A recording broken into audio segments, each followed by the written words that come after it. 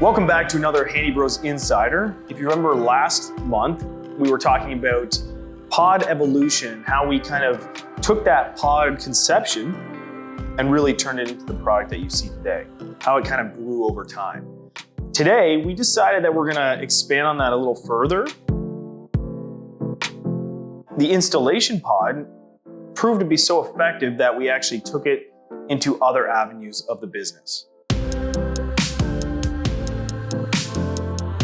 Up until now, we've been talking a lot about the installation pod and the installation side of the business. But there are still repair techs, service techs, maintenance techs, all of them that kind of are outside of this whole chisel process to date. Once this installation pod proved to be effective, we decided, well, we can't just stop here with install. We have to take it to these other divisions as well. The ductless pod was the first one.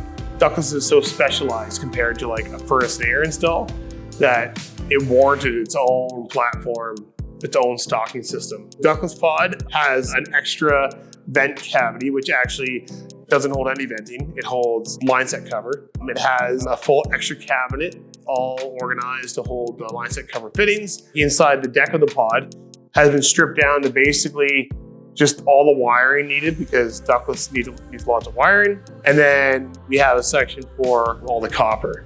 Repair pod, 2 feet have been cut off it, so it's shorter. Parts tower is the same, like this face is basically the same. It's had a couple tweaks. Inside the deck, it's now filters. We have filter stock.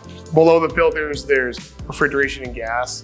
When you come to the front, we've added another section where we have our parts pack out. But it's like all the general repair parts that we would run into.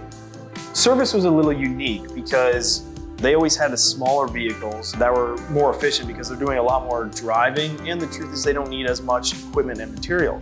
Here's a RAV, I want you to legitimately spend some time, pull the seats out for care, figure something out that works. Well, I'm looking at it, and Nick had asked me for an update, and I just said to him, all I see is pods in my head.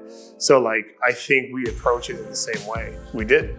We made 1 or 2 right off the top, and then it just went from there. You're taking the theory of chisel and the pod and you're putting it into a vehicle.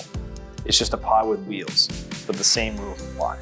No matter the different pods, they all follow the same research and development pattern. We took that wood concept, we tweaked it over time with the feedback from the technicians, and perfected it out of wood to make sure it would work. And then we, of course, invested and spent the money in real aluminum versions of them for longevity. We've taken a 3-day install down to 1 day. Before, we're shaving off days and hours. And then now it's we're down to can you shave 30 minutes off with this process or 10 minutes off, right? It all adds up in the end. And that is how we're doing home comfort differently.